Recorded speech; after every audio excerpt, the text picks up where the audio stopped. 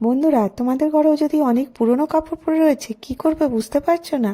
আজকের ভিডিওটা তোমাদের জন্য। বন্ধুরা, আজকে আমি তোমাদের সাথে শেয়ার করব এই রকমের সুন্দর ডোরম্যাট ফ্লোরম্যাট তোমরা কিন্তু বাড়িতেই বানাতে পারো, তাও কিন্তু পুরনো কাপড় দিয়ে। কিভাবে তৈরি করছি সম্পূর্ণটা তোমাদের সাথে শেয়ার করব। আশা করব আজকের ভিডিওটা ভালো লাগবে। প্রথমেই নিয়ে নিচ্ছি একটা পুরনো কুর্তিটা অনেকটাই খারাপ হয়ে গেছে, এটা কোনো কাজের না। এই রকমের অনেক কুর্তি কাপড় আমাদের প্রত্যেকের বাড়িতেই থাকে, আর এগুলো আমরা ইউজলেস বলে ফেলে রেখে দিই। তো প্রথমে দেখো কুর্তিটার হাতগুলো আমি কেটে নিচ্ছি। এখানে কোনো মেজারমেন্ট তোমাদের সাথে শেয়ার করব না, কারণ তোমাদের কুর্তিটা যতটা বড় হবে সেটাতেই তোমরা তৈরি করতে পারো। যদি তোমাদের কাছে কুর্তি নাও থাকে, পুরনো বেডশিট, পুরনো পর্দার কাপড় যা থাকবে সেটা দিয়েই তৈরি করতে পারবে। তো এখানে দেখো আমি কুর্তিটা এইভাবে খুলে নিচ্ছি। কুর্তিটা একটু টেরা বাঁকা থাকে তোমরা জানোই, আর কুর্তিটা একদমই খারাপ হয়ে গেছে, কোথাও ছিঁড়ে গেছে, ফুটো হয়ে গেছে। তো আজকে আমি এই কুর্তিটাই ব্যবহার করছি। প্রথমে চেষ্টা করছি যে পুরোটা একটুখানি সমান করে কেটে দেওয়ার। তো দেখো এরকম করে আমি দুটো পিস পেয়ে গেছি। আর এই কুর্তিটা অনেক পুরনো বলে কুচকানো আছে। প্রথমে কি করব, আমি এটাকে আয়রন করে নিয়ে আসব। তো দেখো আয়রন করে নেওয়ার পরে এটা একদম প্লেন হয়ে গেছে। এই দুটো পিস আমাকে লাগবে। আর এখানে আমি ব্যবহার করব কিছু পুরনো কাপড়। তো কিভাবে করছি দেখো। তো এখানে আমি এটা প্রথমে এটাকে রেডি করে নিই। এবারে আমি যে কাপড়গুলো আছে সেগুলো ইউজ করব। তো এখানে দেখো সেলাইয়ের পরে অনেক সিনথেটিক কাপড়, কটন কাপড়, এরকম অনেক কাপড় থেকে যায়। তো এই কাপড়গুলো দেখো ফেলে কেন দেব, সেগুলোই এখানে আমি ব্যবহার করব। অবশ্যই এখানে সফট কাপড় নিয়েছি যাতে এটা নরম তুলতুলে হয়। তো নরম তুলতুলে করার জন্য আমি শিফন শাড়ির টুকরো যেগুলো আমি সেলাই করার পরে বেঁচে যায় সেই কাপড়গুলোই নিয়েছি। এবারে কিভাবে এটাকে রাখছি তোমরা একটু লক্ষ্য করে দেখো। কিছুই না, এরকম করে এই কাপড়টা নিচে বিছিয়ে দিচ্ছি, তার উপরে এরকম করে সমানভাবে এই টুকরো কাপড়গুলো বিছিয়ে দিচ্ছি। যতটা তোমাদের মেশিনে সেলাই করতে পারবে ততটাই নেবে, আর অনেক বেশি মোটা করে দিলে কিন্তু সেলাই করতে অসুবিধা হবে। আর এই রকমের নরম কাপড় দিলে পারে এমনিতেই নরম তুলতুলে হবে। তো দেখো এরকম করে আমি এর উপরে কাপড়গুলোকে সুন্দর করে বিছিয়ে দেওয়ার চেষ্টা করছি। যা একটু আগে পিছে থাকবে সেটা আমার পরে মেকআপ হয়ে যাবে। তো দেখো এরকম করে আমি পুরো কাপড়গুলো নিয়ে নিই। যতটা এখানে দরকার ছিল সেই মতন আমি কাপড়গুলো অ্যাডজাস্ট করে রেখে দিচ্ছি। এইভাবে দেখবে, লক্ষ্য করে দেখবে যেন সব জায়গায় কাপড়গুলো এক সমান হয়, কম বেশি যেন না হয়। এইভাবে রেখে দেওয়ার পরে আমি আরেকটা যে কুর্তির পাট কেটে রেখেছিলাম সেটা এর মধ্যে সুন্দর করে বিছিয়ে দেব। দেখো এটাকে এবারে অ্যাডজাস্ট করে নিতে হবে যেন ছোট বড় না হয়। তো এভাবে দেখো কতটা নরম হয়েছে, আর অনেকটাই মানে হাইটেও হয়েছে। তো এবারে দেখো যখন সেলাই করব তখন তো এটা পড়ে যাবে কাপড়গুলো, সেই জন্য এখানে বল পিন দিয়ে সিকিওর করে নিচ্ছি। খুব সহজ, তোমরা 10 থেকে 15 মিনিটের মধ্যেই কিন্তু এটা রেডি করে নিতে পারো। তো দেখো এরকম করে আমি পুরো যে বল পিনগুলো আছে সেগুলো আমি প্রত্যেকটা জায়গায় কোনায় কোনায় আমি লাগিয়ে দিচ্ছি। বল পিন অবশ্যই একটু বেশি লাগাতে হবে, কারণ ছোট ছোট কাপড়ের টুকরো সেগুলো বেরিয়ে যেতে পারে। এবার চলো আমি তোমাদেরকে মেশিনে নিয়ে যাই। তো দেখো মেশিনের কাছে চলে এসেছি। এবার আমি কিভাবে স্টিচটা করছি একটু তোমাদেরকে দেখিয়ে দিই। তো দেখো এটা খুব আস্তে আস্তে এটাকে ওপেন করতে হবে, আর এরকম করে দেখো এরকম করে ধরবো আর এইভাবেই ফোল্ড করে রাখবো যাতে কাপড়গুলো বেরিয়ে না যায়। এবার দেখো মেশিনে এরকমভাবে সেলাইটা করব, খুব সফট হয়েছে, সেই জন্য দেখো মেশিনে সেলাই করতেও কিন্তু কোনো রকমের অসুবিধা হচ্ছে না আমার। অনেক শক্ত কাপড় দিয়ে দিলে তখন কিন্তু মেশিনে সেলাই হবে না। সেই জন্য চেষ্টা করবে শিফন টাইপের যে কাপড়গুলো থাকবে, দুপাট্টার কাপড় বা যেগুলো কটন কাপড়, যে একদম হালকা হালকা কাপড় থাকবে, তাহলে পরে এর মধ্যে বাউন্সও ভালো হবে, আর এর মধ্যে এর যে লুকটা আছে সেটাও কিন্তু খুব সুন্দর হবে। তো কিভাবে সেলাই করছি সেটা আমি তোমাদেরকে দেখিয়ে দিই। প্রথমে এর চারপাশটাকে প্রথমে সেলাই করে নেব। 4-5টা সেলাই হয়ে গেলে এটা যে কাপড়গুলো বেরিয়ে যাচ্ছিল সেগুলো আর বেরোবে না। এরপরে হাত দিয়ে এরকম করে চেপে চেপে নেব, নিয়ে একটু অংশ ছেড়ে ছেড়ে দিয়ে এরকম করে রেক্ট্যাঙ্গেল ভাবে সেলাইটা করব। তোমরা দেখতে থাকো, তাহলেই বুঝতে পারবে কিভাবে করছি। খুব সহজ, খুব ইজিলি এটা তৈরি হয়ে যাবে, আর দেখতেও কিন্তু খুব সুন্দর হয়। তোমাদের কাপড় যতটা সুন্দর থাকবে এটা দেখতে অতটাই সুন্দর হবে। তো দেখো এইভাবে আমি এরকম করে কাপড়গুলোকে একটুখানি হাত দিয়ে দিয়ে চেপে চেপে দিচ্ছি, যাতে মেশিনে ছুঁচটা চালাতে কোনো অসুবিধা না হয়। তো কোনো রকম অসুবিধা হয়নি আমার, খুব সহজেই কিন্তু এটা হয়ে গেছে। তো দেখো এটা পুরো কমপ্লিট করে নিলাম। এবারে তোমরা দেখে বুঝতে পারছো এই প্যাটার্নটা আমি কিরকম দিয়েছি। তো তোমাদের যেরকম প্যাটার্ন ইচ্ছা আছে সেরকমই তোমরা দিতে পারো। তো এটা কিন্তু খুব সফট হয়েছে দেখো। এবারে দেখো এর সাইডগুলো দেখতে ভালো লাগছে না আর আনইভেন লাগছে, তো এটা এখন আমি মেকআপ করে দেবো। তো আমার কাছে পুরোনো বেডশিট ছিল, তার থেকে 5 ইঞ্চি করে কাপড় আমি এরকম করে বেডশিটের কাপড় কেটে নিয়েছি। তোমাদের কাছে বেডশিট না থাকলে যে কোনো কাপড় দিয়ে তোমরা এটাকে ফিনিশ করতে পারো। তো প্রথমে দেখো আমি এরকম করে কেটে নিয়েছি, কতটা লাগবে তোমরা মেজারমেন্ট করে কেটে নেবে। যদি ছোট হয় তাহলে এখানে কাপড় জয়েন করে দেবে। তো দেখো আমার যতটা হচ্ছে, তারপরে আমি আরেকটা চাদরের একটু টুকরো নিয়েছিলাম, সেটা এখানে আমি জয়েন করে নিয়েছি। এইভাবে যদি তোমরা করবে তোমাদের এটা করতে কিন্তু খুব সুবিধা হবে। তাই জন্য আমি তোমাদেরকে পুরোটাই দেখিয়ে দিচ্ছি, যাতে তোমরা যখন করবে কোনো রকমের অসুবিধা না হয়। এবারে যে সোজা দিকটা আছে ওটা কিন্তু নিচের দিকে রেখেছি, আর উল্টো দিকটা উপরের দিকে রেখে এরকম করে আমি সেলাইটা করে নিচ্ছি। এইভাবে দেখো পুরোটা কভার করব। আর এই কর্নারগুলো যেখানে আসবে একটু করে কাপড় কিন্তু আমি এখানে এক্সট্রা দেব, যখন আমি এটাকে টার্ন নেব, যাতে এটা সেলাই করতে কোনো রকম অসুবিধা না হয়। তাতে কি হবে, তোমাদের বারবার সেলাই আলাদা আলাদা করে করতে লাগবে না, এই একই মানে একইভাবে এটা করবো আর এটা কমপ্লিট হয়ে যাবে। তো 4-5টা দেখো কর্নারগুলো একটু একটু কাপড় রেখেছি আর পুরোটা এরকম করে সেলাই করে নিয়েছি।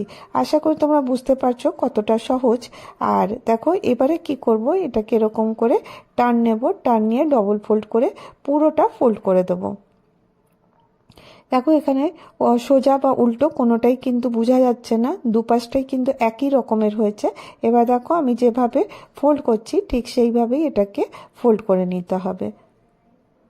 এই রকম করে 4-5টা কাপড়গুলো আমি এক্সট্রা নিয়েছিলাম, তার কারণে কিন্তু এখানে ফোল্ড করতে কোনো রকমের অসুবিধা হবে না। এরকম ভেতরে ঢুকিয়ে ডবল ফোল্ড করে দেব আর পুরোটা দেখো এইভাবে সেলাই করে নেব।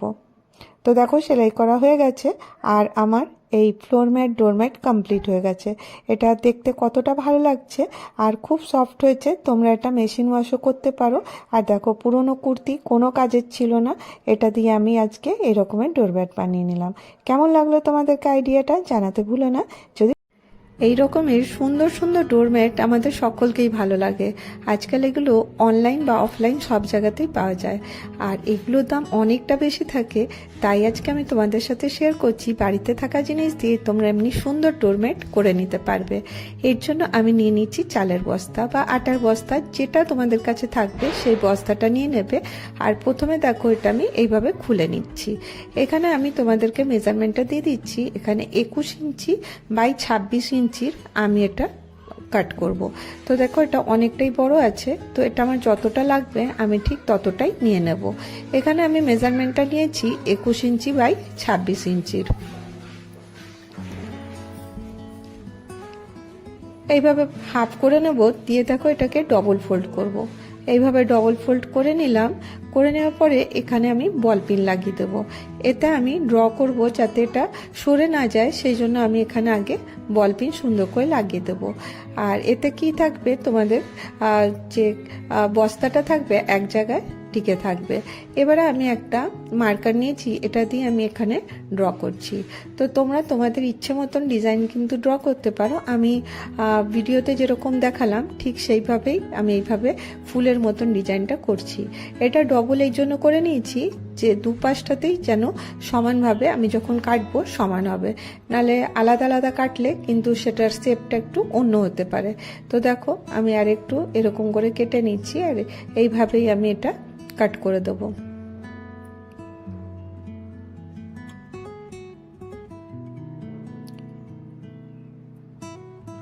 এইভাবে করা খুবই সহজ। তো দেখো এটা আমি ওপেন করে নিলাম।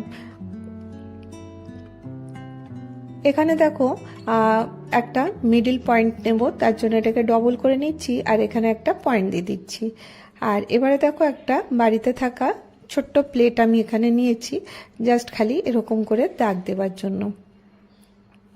তোমরা একটু বড় সাইজের নিতে পারো, আমি এই ছোটটাই নিয়েছিলাম। এবারে দেখো স্কেল দিয়ে আমি এখানে দাগ করে দিচ্ছি।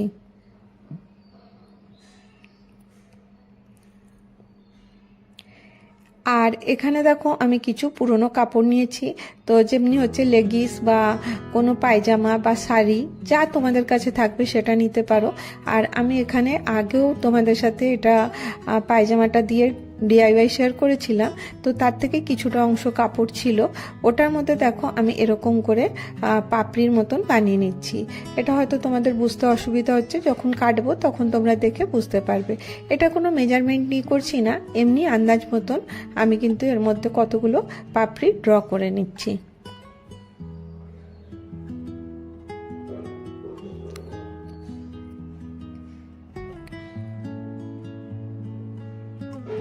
এইভাবে দেখো যেভাবে ড্র করলাম ঠিক ওইভাবেই আমি এটা কেটে নেব।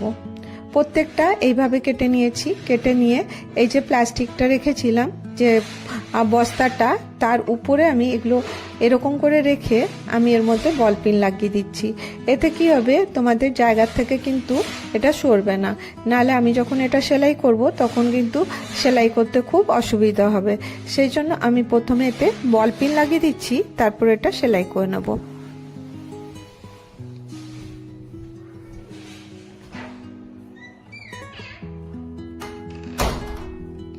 এবার দেখো সেলাই করে নিয়েছি, আর নিয়ে এক্সট্রা যে কাপড়টা ছিল ওটা আমি কেটে বাদ দিয়ে দিলাম। খুবই সহজে তোমরা এটা করে নিতে পারবে। আর এখানে দেখো আমার মেয়ের একটা অনেক পুরনো স্কার্ট ছিল, ভেতরে ছিঁড়ে গেছে, সেই রকমেরই একটা স্কার্ট আমি নিয়ে নিয়েছি। আর এটা দেখো প্রথমে ইলাস্টিকটা কেটে দেবো, সুন্দর করে বিছিয়ে নেব, আর দিয়ে ইলাস্টিকটা কেটে নিতে হবে। আর দিয়ে এখান থেকে আমি কতগুলো পিস কেটে নেব। তো এটা দেখো তোমরা যে কোনো শাড়ির কাপড় নিতে পারো, বা যা তোমাদের কাছে ওয়েস্টেজ কাপড় আছে সেটা দিয়ে কিন্তু করতে পারো। আর আমাদের প্রত্যেকের ঘরে দেখবে অনেক ওয়েস্ট কাপড় থাকে, সেইগুলো দিয়েই করে নেব। তো দেখো এইভাবে আমি কেটে এটাকে এইভাবে ফোল্ড করে নিতে পারো। প্রথমে দেখো অনেকগুলো স্ট্রিপ আমি এর থেকে কেটে নিচ্ছি।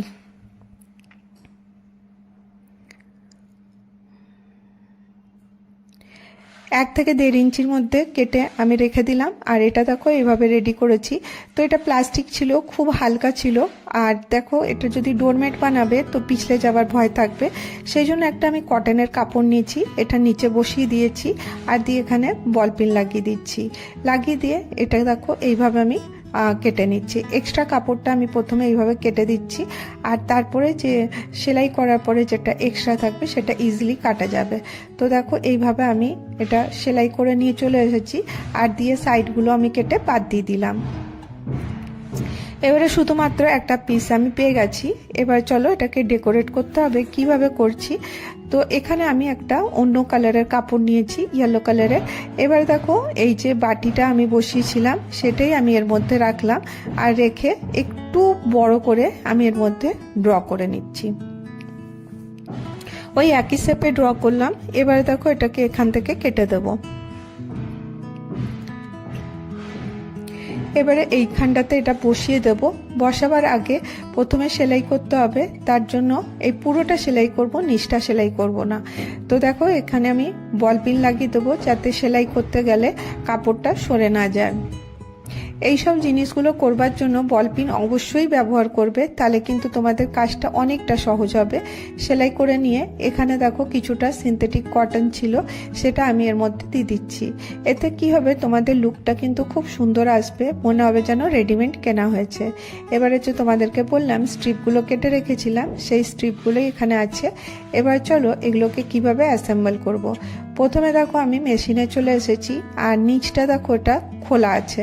তো প্রথমে এটাকে আমি কভার করব। তো এই পায়জামারই কিছুটা কাপড় আমি কেটে আমি স্ট্রিপ কেটে নিয়েছিলাম, এটা প্রথমে এইভাবে জয়েন্ট করে দিচ্ছি।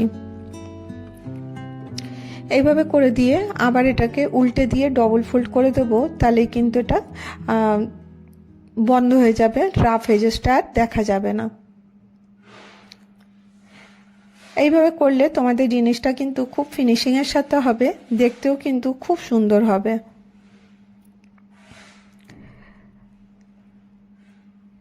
এটা কমপ্লিট হয়ে গেল। এবারে চলো আমি এর মধ্যে এই ফ্রিলটা লাগাবো। প্রথমে কি করব, এখানে দেখো এই যে উপরে যে কাপড়গুলো জয়েন্ট করেছিলাম ওটা কিন্তু জয়েন্টটা দেখা যাচ্ছিল, সেটা কভার করার জন্য আমি এই কাপড়েরই পিঙ্ক কালার কাপড়টারই আমি এরকম করে একটু কুচি কুচি করে এর মধ্যে সেলাই করে দিচ্ছি, যাতে কি হবে তোমাদের যে জয়েন্টগুলো করেছি সেইগুলোকে আর দেখা যাবে না, আর এটার ফিনিশিংটাও সুন্দর হবে।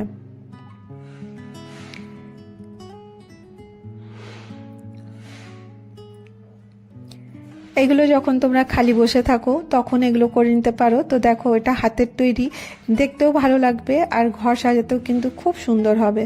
তো এটা দেখো আমি কমপ্লিট করে নিলাম, এর লুকটা বেশ ভালোই লাগছে। এবার চলো এগুলোকে ফিল করব। তো ফিল করার জন্য আমি সেই স্কার্টটা যে কেটেছিলাম তার যে পাতলা পাতলা করে কাট করে রেখেছিলাম সেইগুলোকে আমি এখানে এরকম করে কুচি কুচি করে দিতে থাকবো। তোমরা চাইলে আগে ফ্রিল বানিয়ে নিতে পারো, তারপরে জয়েন করতে পারো, সেটা ডবল খাটনি হয়ে যাবে। সেই জন্য আমি যখনই এটা করি তখন একসাথেই সেলাই করতে থাকি, এতে কি হয় আমাদের সময়টা অনেকটা বেঁচে যাবে। তো দেখো এটা কিছুই না, এবারে যে জায়গাগুলো খালি আছে সেইগুলোকে খালি আমাকে ফিল করে দিতে হবে, তাহলে পরে এটা কমপ্লিট হয়ে যাবে। তো ফিল করার জন্য দেখতেই পেলে আমি কিভাবে করছি, যে জায়গাটা খালি আছে ওখান নিচ থেকে শুরু করছি আর উপর দিকে নিয়ে, আর যেখানেই টার্ন নেওয়ার থাকবে তখন মেশিনটা ছুঁচটা একটু উঠিয়ে ওটাকে আমি এইভাবে টান নিয়ে নেব। তো তাহলে কি হবে দেখো কতটা লুকটা সুন্দর আসবে, আর যতটা সুন্দর কাপড়ের কালার থাকবে সেই ততটাই সুন্দর কিন্তু এই ম্যাটগুলো তৈরি হয়। এইভাবে দেখো একটু একটু করে আমি নিতে থাকবো আর সেলাই করতে থাকবো।